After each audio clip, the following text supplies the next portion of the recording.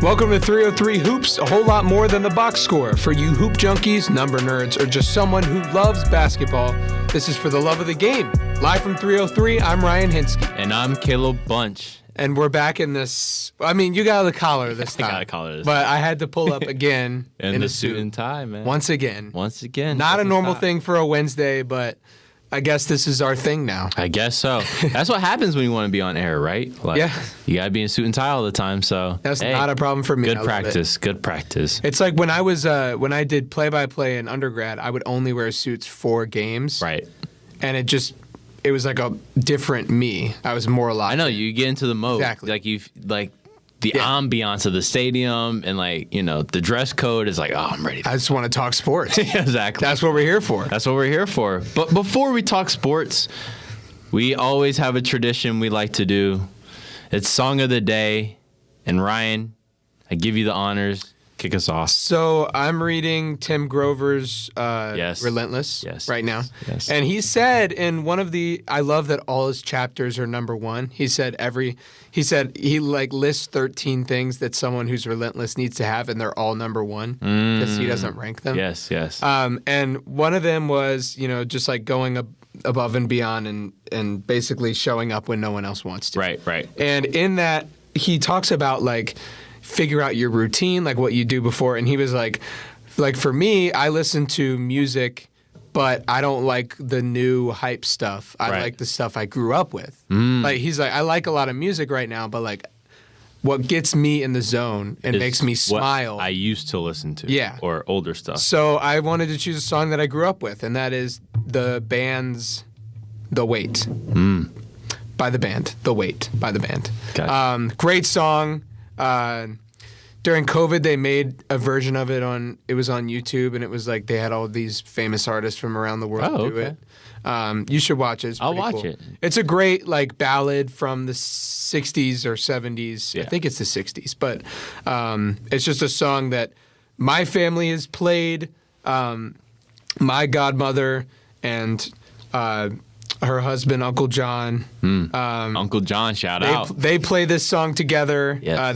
They did a lot of stuff in bands. That's cool. And they would sing this song, and I just remember growing up hearing this song either live or in my house.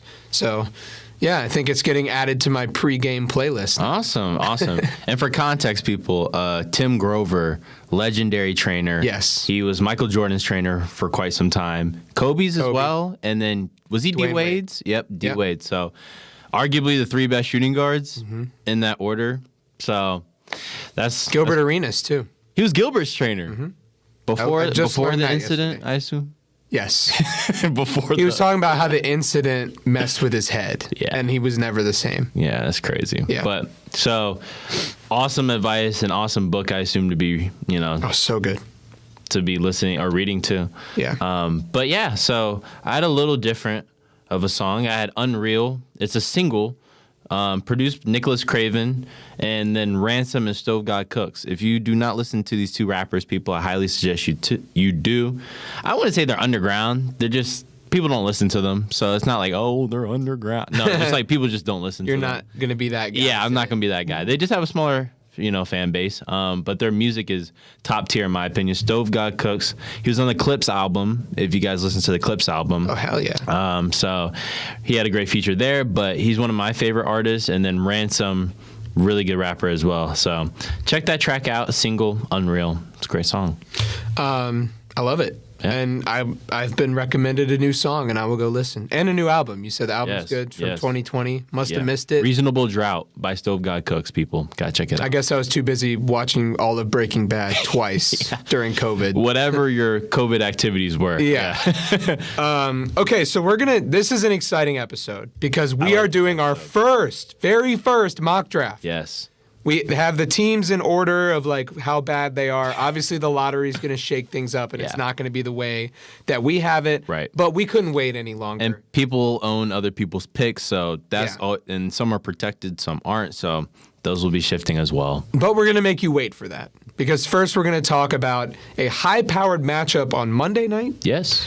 It's now Wednesday, Monday night. The Spurs defeated the Pistons and are now 5-1 against top seeds. 4-1 against the Thunder and now they are 1-0 against the Pistons. And they're on a 9-game winning streak as well. So they're one of the hottest teams in the league. That could be argued that they are the hottest team in the league, considering who they've beaten recently. Yep. But I think the Spurs play their best basketball when they are going against the top teams. I think they like that challenge. I know Stephon Castle, when this was back in the Vegas tournament, they were talking about what like their thought process is when playing the Thunder, and Stephon Castle was discussing how they view themselves just as good, so they want to be respected in that way and viewed that way. And this is, I think, before people really thought the Spurs would be one of the top teams in the NBA, because during Vegas, people were still so high on the Thunder, obviously, because they only had one loss to that point. I mean, rightfully most so. other places except 303 Hoops. Yeah.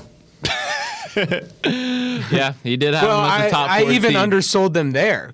Yeah, I think I had them there at too. 4, and that was big back Yeah. then. Like that was it won't be that high. Right. Now it's 2 threatening 1, Right. 2.5 games behind. Yeah. I mean, they could finish the season They the 1 could. seed. They could. But point being, right, a lot of outlets didn't really recognize how good they were. Right. Besides Ryan Hinske. No, I'm kidding. But obviously Stephon Castle, and I assume he has the same sentiment as his teammates, viewed themselves as that good way back when. So they played well, and I think they played their best basketball when going against these good teams, and that showed against the Pistons. It did. Devin Vassell, 28 off the bench.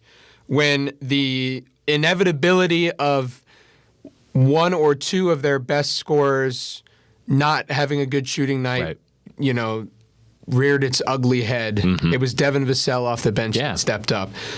We've been high on him all season. We love Devin Vassell. And we talked about the Spurs more than any other team by far. Yeah. And it's because we've talked about contributors off the bench, and I think the Pistons are a deep team. They are. Paul Reed off the bench has been incredible. Jenkins. Danis Jenkins has came out of nowhere this season and has been playing really good. Ron Holland II, great wing off the bench. But this team, the Spurs are just another level up, and they have all the guys that can. It's like Carter Bryant as the 13th man on the team. He's not been playing. 18. Yeah. So it's interesting looking at that. But Wemby still bad shooting night. Got to the free throw line a lot. 21 points, 17 rebounds, 8 offensive rebounds. It's crazy. 6 blocks. And Jalen Duren played well, but giving up 8 offensive rebounds. I know that's just what Wemby does. But, I mean, it's tough when someone as respected as Jalen Duren, who I see as one of the best centers in the league and one of the most physically gifted players in the whole NBA. It's crazy. Because people forget he's not undersized, but for a big or a center, he's on the smaller end. He's probably a true 6'9", listed at 6'10". But he is huge. He's huge. His arms are gigantic. He is broad shoulders, so people forget how undersized, not undersized, but small. He's on the smaller end of things, right? Just because of how for a true center, physically dominant he is, right? Yeah. So, and then when you have players it was really late in the game actually that the Pistons kind of fell behind, and I think that happened in the physicality department. Cade Cunningham, 5 fouls entering the fourth quarter. He did not foul out, but did have to spend some time on the bench because of that. And then Wemby sealed the deal. 2 late wide open dunks with 2 minutes remaining.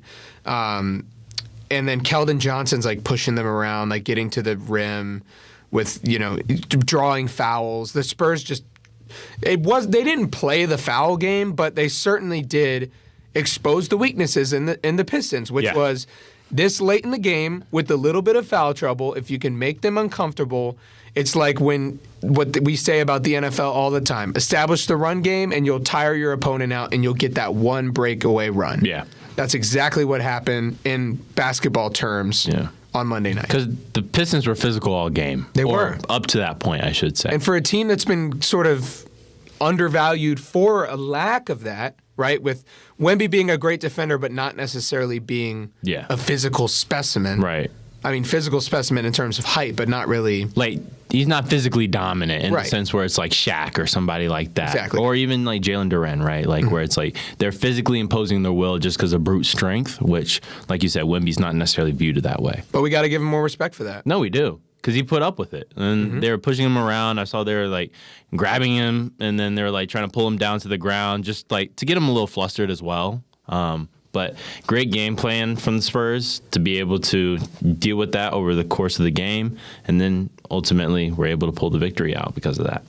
And I think I want to hear ramifications for the rest of the season. Like it's hard to like pinpoint regular season games and say like, oh, this has something to, Right. there's something to say here. Right. But like, what did you take away from this game that could say, oh, maybe the Pistons do have weaknesses that other teams can expose, especially now that the Cavs are on, 12 of their last 14 wins or whatever it is, Right. haven't lost with Harden, lost one game with Harden so far. playing- Yeah. It's like maybe the door is open for the East. the East. Yeah, I think especially with how the Celtics have been playing, that's the team to watch out. 9-1 in their last 10, like we've talked about. So Crazy. I don't even understand how that team is playing that good at basketball without Jason Tatum, but that's neither near nor there. But I do think for the Pistons, though, a common theme with them is if Cade doesn't play well, who's your second man to step up? And we know Jalen Duren will play well, right? He played well against the Spurs. He had 25 and he shot incredible from the field. 10 of 12. Yeah. 10 of 12 or 13, yeah. Yeah. So shot amazing from the field, but he's not a shot creator, and he doesn't necessarily create his own buckets or possessions or plays, really, right? They call it for him, but a lot of that has to be facilitated through Cade, so it's tougher for the Pistons to initiate offense if Cade isn't necessarily getting things going. So I do think that's something that they have to look at from not necessarily their guards, but just players in general, right? Like, how are we going to create offense if Cade isn't able to get things going? Because he's such a focal point for that team. So I think that's something they've been looking out for, and they need to look out for going through the rest of the season. When a lot of the other East teams, right, Celtics, have multiple people that can go get a bucket for themselves. Cavs obviously have two players that, without a question, can go get a bucket for themselves in Harden and Mitchell. The Knicks also have multiple people. I think Cat can go get a bucket for himself, honestly. Oh, yeah. Like, he's incredible playmaker. His whole career. Able, to just create shots and make difficult shots, and obviously Brunson. So those are a couple of teams just at the top of the East that you look at and are like, okay, they're able to go get buckets for themselves, but the Pistons don't really fall into that category. They do have a lot of depth that those other teams might not necessarily have, but a lot of that is because of the way Cade's been able to facilitate. So They have shot makers. They don't really have space creators. No. So I think they're kind of looking themselves in the mirror and thinking, like, how will we go about that? But someone that did play well, Duncan Robinson. Yeah, so. Really good. Yeah, it's just interesting to see, like. He's back in, like, heat form. Right, exactly. Yeah. And that was a great pickup for them, right? They needed shooting, and they were able to get that with Duncan. That's why they went and got Tobias Harris. Yeah. Who just had a rough game that night. Right, so. But they're looking for that. It's just they haven't really, like, ideally Jaden Ivey would be healthy. Right. And then you wouldn't have to trade him away because they weren't going to wait for that leg injury to just end. And, yeah. From being around the Bulls, it's everything Billy Donovan said is like it's going to take time for him to really come back. Mm-hmm. The Pistons don't really have that time. They can't wait to have that second shot creator the way that they drafted Jaden Ivey out of Purdue to be originally. Right. So they're still looking for that. Yeah. So it is interesting that I think the Pistons going forward, what will they do about, just facilitating offense. Cade. But it's like Cade and them. Yeah, I mean, have you seen those videos? It's like Montverde. They just refer to Montverde as Cade and them. Yeah. It's kind of like how the Pistons are right now. Even though they're all good players surrounding him, it's just like that's how their offense gets going. It is. Yeah. Like realistically, it is. Yeah. Okay. We shouldn't delay any further. No. Right? I mean, we got like 15 minutes to really hone in on this third segment, which is our original mock draft. We can look back on this. 1.0. There's a lot of pressure because it is the 1.0. Right. And we waited late into the season to do it, but I think it's because it really doesn't start to take shape until this point in the season. Yeah. From here on out, like once Big Ten tournament play, or just Power 5, Power 4 tournaments start, March Madness starts, like draft boards are going to shift so much. But and the lottery. obviously. Yeah. In the lottery as well. So this is the first one. Call us Mel Kiper, Todd McShay, whatever he may say. Yeah, let's do it. Let's do it. Ryan, you want to kick us off? Sure. Okay, so we have the bottom of the barrel teams. Like we have it right now. How would things be drafted? So the Kings would be first. Yeah. Despite all the players on their team that have gone to All-Star games, they're the worst team in the league. By far. And we don't talk about them for that reason. Yeah. But I have them taking, and I want to be very clear, I'm not set on who the best player in this draft class is. I suspect in the whole season it has not been this player, but I think the Kings, it's the obvious pick, AJ DeMansa, first overall. Yeah. And I think something that's super important, you kind of mentioned it, right, is like our opinion of who's the best player is not going to determine. That's not how we do it. Yeah, it's not going to determine power rankings, fits for these teams, right. Who's drafted first. Because honestly, when we were making this draft, there was someone that I'll mention later that is down in my draft board that I think is one of the top 3 players, top 4 players, and he's not going top 4. So it's just how it works with this class. So yeah, agreed. But the physical tools. Yeah. The ability to he draws fouls at a NBA-like level already. Mm-hmm. Just a very physically gifted player.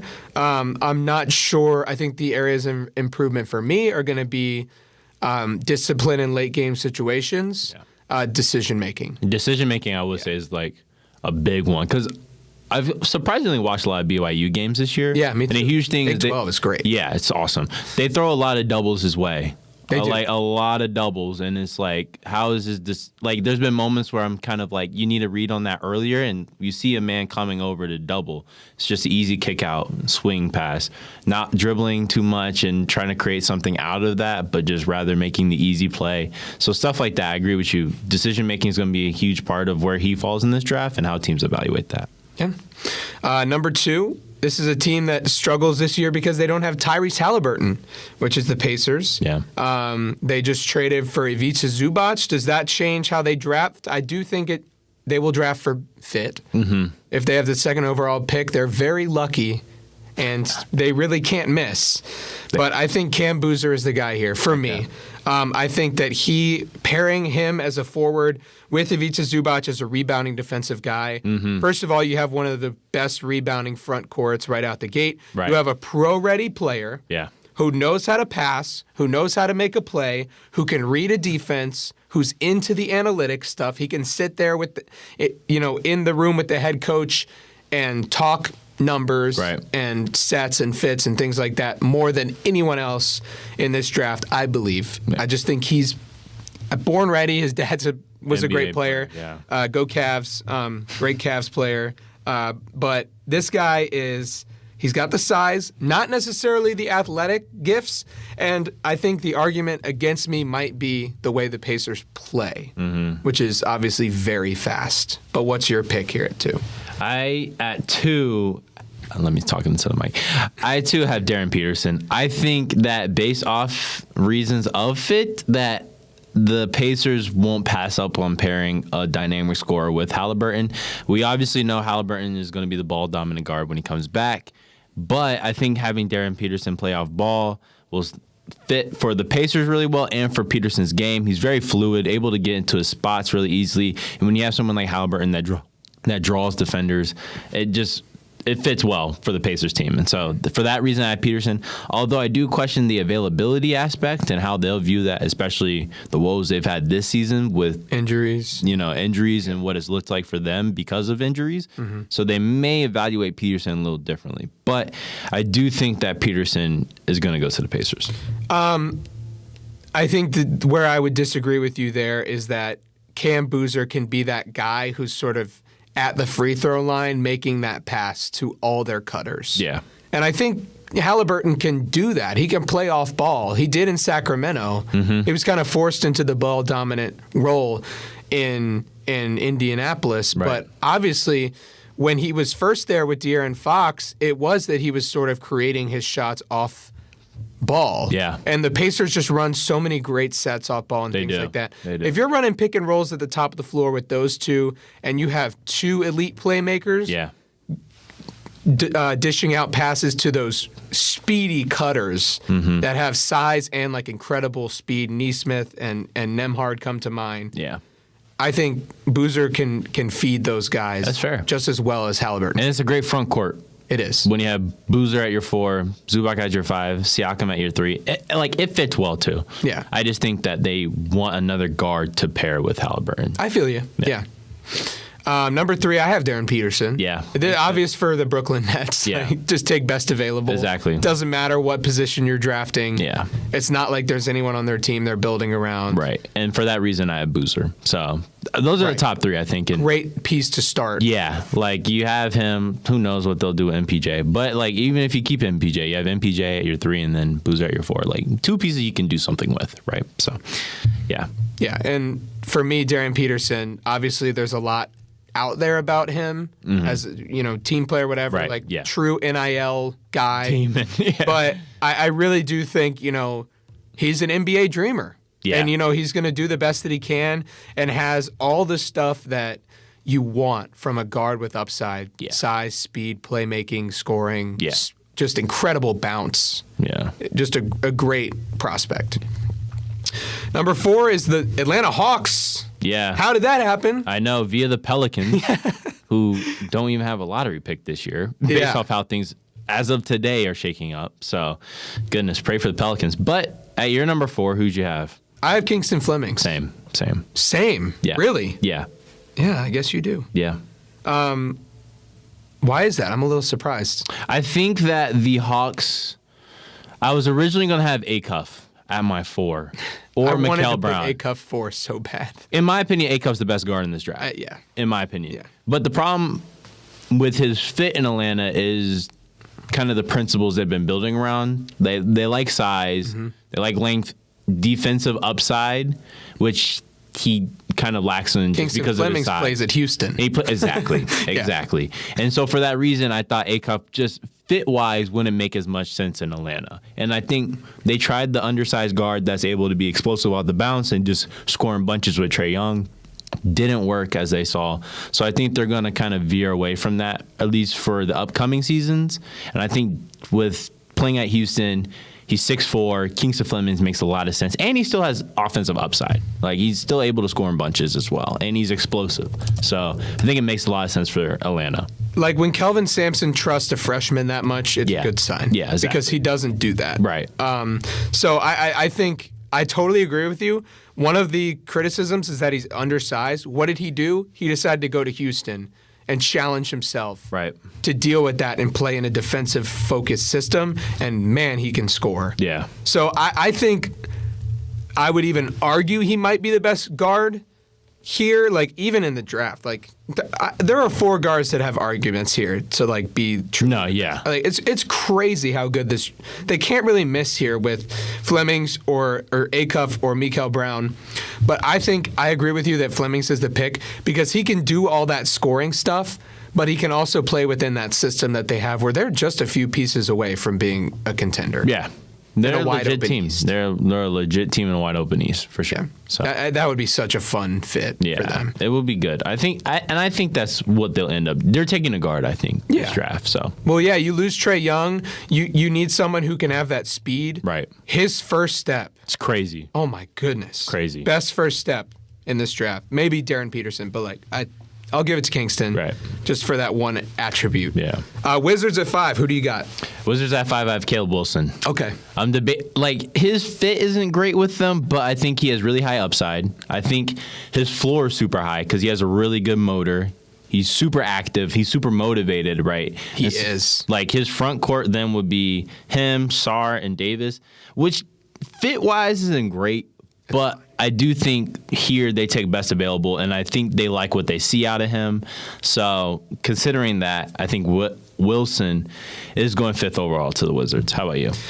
I went with a guard. Yeah, that makes sense. I went with Mikael Brown. He's my favorite guard in this draft. I think with the size. He's fun to watch. He has such upside on both sides of the ball. Super athletic, too. I really just think with this length era and this athletic prowess that he has, and he has been playing so well lately, it's been hard to ignore. And It's like when he's just like going out there and dropping 25, like just Easy. feels like it. Like Easy. And not even that, not just that, but we talked about it in one of our first episodes where we were predicting the best team in each conference. And I was talking about Louisville in the ACC and how Mikael Brown is the perfect piece for a team that maybe not, for a one and done, like can help the team get to like where they're really deep and like a really cohesive team. But he does a lot of things for other players that just makes your life a whole lot easier as a head coach in Pat Kelsey, who's new. Oh, yeah. He's building the team that, more 4-year players and things like that. Mm-hmm. But to have him is a true luxury there. It is. And to have him for any team is a true luxury. And it's clear that Washington appreciates shooting going and get Trae Young. True. They have Trae Johnson there. So over the last... Who I think is a 3 on that team. Yeah, he could be. Very much so. With the front court of Sarr and Davis, like you can afford to have your 3 be Trae Johnson, right? And so over the last 5 games, we've seen Mikael Brown shoot 42% from 3, 42% from 3, 50%, 80%, 62%. Ridiculous. So, like, he fits In that the system ACC. well. Yeah. Against really good Competition, yeah. Utah, number 6. This is an interesting one. It feels like they're a few pieces away, but I think they should take best available, which obviously for me at this point is Caleb Wilson. Yeah. Maybe it's just me like dealing with, like recently Anthony Simons is dealing with a hand fracture. Right. That is from last year. Yeah. That's the same injury Caleb Wilson has. He does, yeah. I'm not going to say that that's going to hamper his career. I mean, he's young and crazy athletic and really, really, really wants to be a great NBA player. You can tell that just in how he plays the game. Right. And just his interviews, he always talks about motivation he's had from like McDonald's All-American games and just like going after Duke when they played each other. So things like that. And that's great. You want that in the NBA, in today's NBA. Will Hardy wants that as a head coach. He needs a little more of that right now. He needs people that try.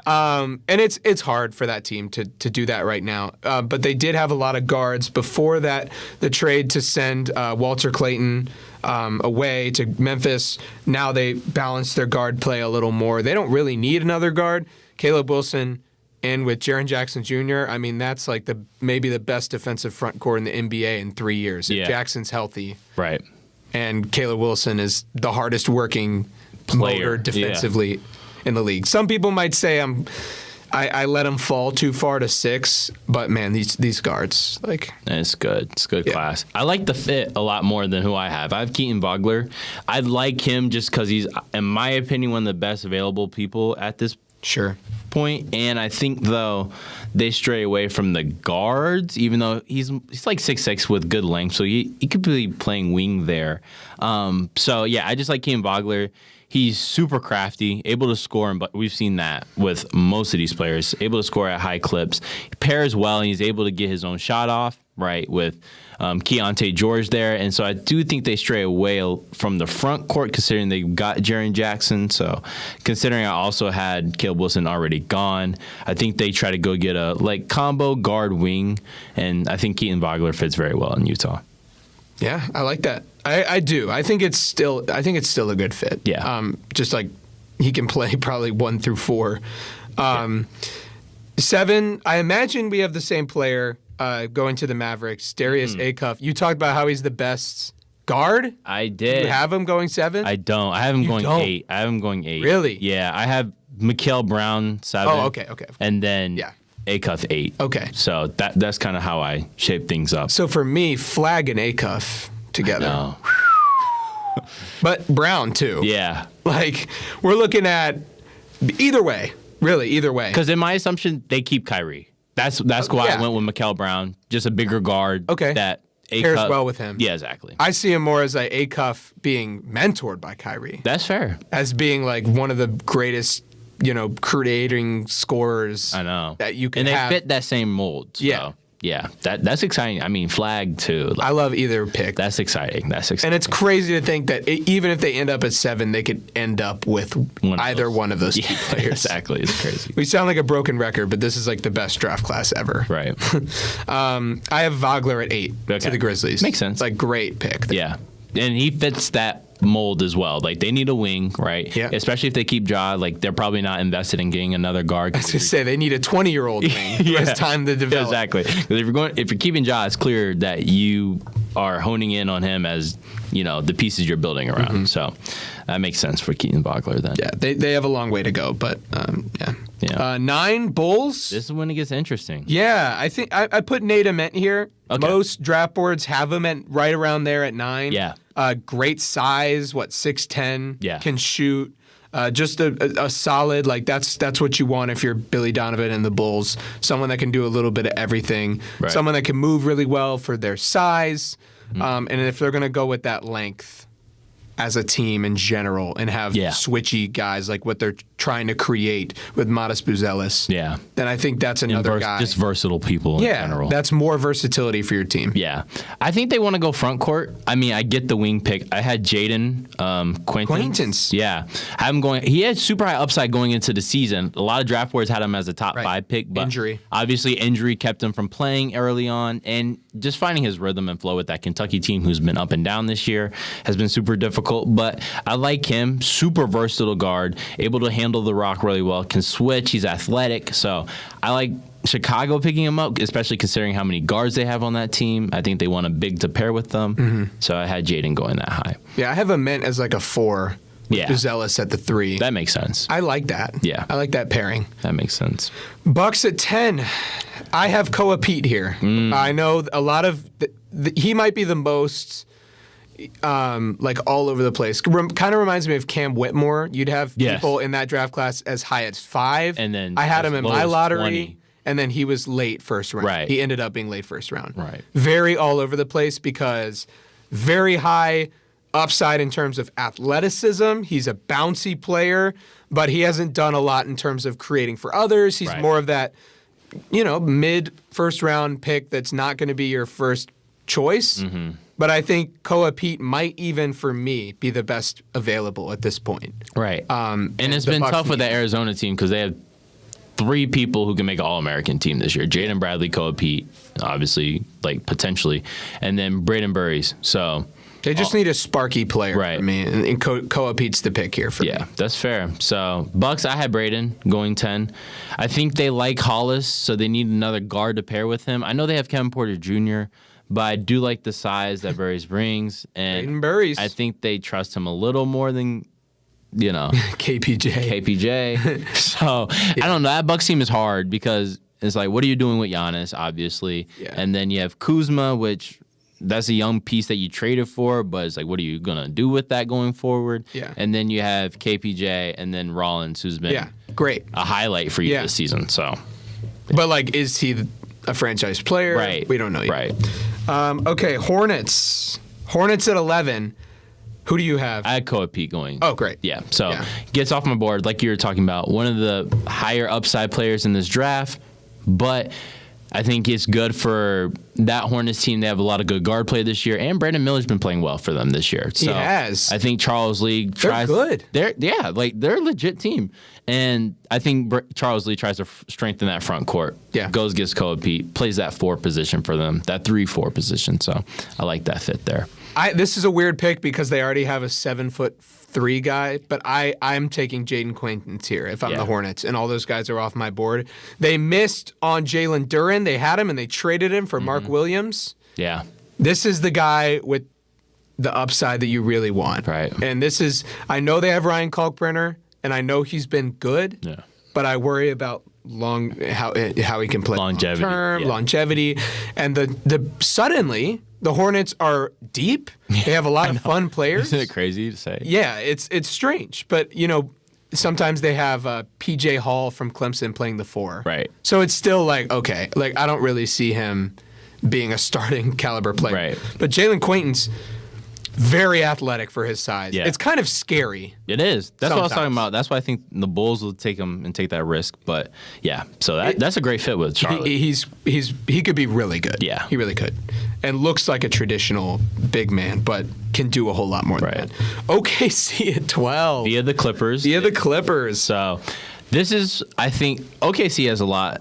that they can do with this pick They because do. they really have nothing to lose with whoever they pick here. Yeah. So based off how this draft is shaking up in my board, I have Nate Ament.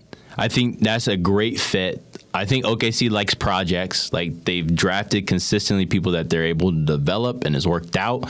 Nate Ament, guy who coming into college was viewed as a top 5 pick. Like you said, has the length, can shoot, has good wiggle room for that size too. Is like pretty mobile. So I think OKC likes that project as well. I have them taking Nate Ament at 12. It's kind of like who's getting like Kenrich Williams' minutes next season. Yeah. You know what I mean? Like, it's like, okay. And that's why I have Braylon Mullins. Right. It's just a great, like, if you can draft Braylon Mullins, he's a freshman who has played under Dan Hurley. Yeah. Who can just shoot the lights out. Yeah. Why not? Spot up shooter. It's crazy to think that they got that team, like, they're going to have issues next season with just literally figuring out that roster. Because you just traded for McCain, and you didn't lose anybody in that trade, right? So, same thing. Like, strange. Who are you getting Kenrich Williams' minutes? I love it. Yeah. Okay, Spurs. 13's the same. Via Hawks. We do have the same player, Yaxel Lindeborg. Yaxel. 24 years old at the time of the draft. Yeah. He will be. He's still 23, but will be 24. Mm-hmm. So an older player. Spurs, though, fits their timeline. Yeah. Right? NBA ready. Yeah. And we talked before the episode about him being kind of like Sohan when they drafted him. Yeah. A pro-ready player who can do a lot immediately. Yeah. And he has a lot of size and is like kind of like Cam Boozer in terms of understanding the game. Yeah. No, for sure. And you saw that in the Duke game. Yeah. Like, he was playing extremely well against good front court opponents in Ngumba and Cam Boozer as well. Makes the right play. And makes the right play. And he's able to deal with physicality really well. So True. Which is great for the Spurs. Exactly. Makes good for the NBA. Too. So. All right. 14. Last pick. I took a swing on LeBaron Philon. I think he could be fun. all over the place. He's fun. But his game against Arkansas. He's fun to watch. Oh, my goodness. 30 plus, right? Let me pull this up real quick. 35 points, double overtime game, by the way. Yeah. 41 minutes, 35 points, 8 of 13. That's 61%, by the way. And he's shooting like 50% on the season, 50.3% on the season. Takes a lot of threes and is 39%. Yeah. I mean, I think when you have like a guy, when you have the Trailblazers who play a little slow, like maybe they need like a little boost offensively at the wing position. Yeah. It's like where they need, right? They have Donovan Clingan, they have forwards. They kind of need that like switchability in the middle of the, Anthony Simons wasn't a good defensive player. Right. Now you get someone who potentially has some defensive upside. He's not really big. He's kind of a smaller guy, but really gives you that scoring boost. Yeah. And he stayed so disciplined and commanding in that game against Arkansas. Did you watch that overtime? game? Yes. It was crazy. Holy cow. And he was composed. Yeah. He looked like an NBA player. He did. In those final periods. And that game alone, I want to put him in the lottery. And a lot of teams, have him kind of like on that edge of lottery pick or a lot, not. I've also seen like outlets. 29. Yeah. Or late first rounder. So it'll be interesting to see where he falls. I have Chris Senac Jr., the other freshman from Houston. He's kind of not been consistently playing well on the offensive side, but he's been rebounding the ball extremely well, which I think the Blazers need. They need someone to pair with Clingan, I think, just to kind of have a younger front court going forward, because I know they do need guards as well, but I do think that considering who they have when Dame and Drew, that going for the immediate future, they'll be looking at the front court. So Chris Senac Jr. from Houston is who I have, but he could drop as well. He's kind of all over the place in mocks as well, but that's our lottery. So yep. And I know you have a lot of questions, like where is Dalen Swain, things like that. We can talk about that later on. I didn't even have LeBaron in mind either. This is our longest episode ever, so we're going to have to wrap it. But I hope you enjoyed 1.0, Mock Draft 1.0. There will be much more of that. There'll be more. And March, we have 0 episodes until March. 0. Wow. It's time. 0. Wow. Our next is March 4th. March Madness is here. Strap in. We are ready. Get ready, guys. Lock in. But every week you can tune in here. This has been 303 Hoops. Until next time.